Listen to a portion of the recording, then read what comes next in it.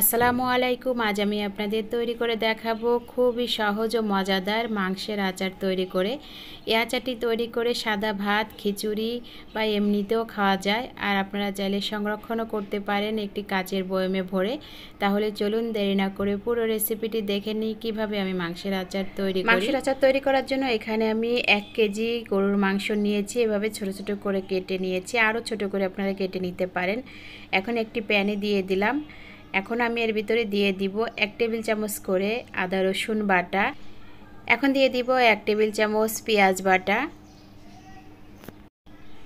দিয়ে দিব স্বাদ মতো লবণ। এখন দিয়ে দিব জিরার গুঁড়া।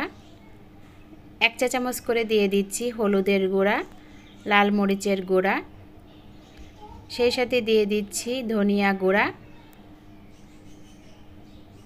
এখন দিয়ে দিব 1 চা চামচ করে গরম মশলা।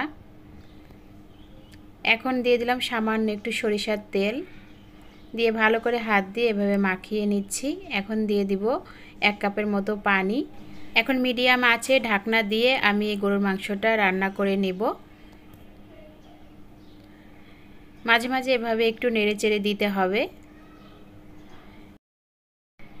মাংসটা এখানে আমার রান্না করে নেওয়া হয়ে গেছে।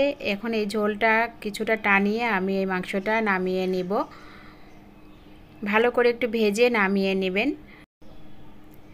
এখন এই প্যানে দিয়ে দিলাম 1 কাপ সরিষার তেল, সেই সাথে গোটা কয়েকটি রসুন আর দিয়ে দিলাম শুকনা মরিচ।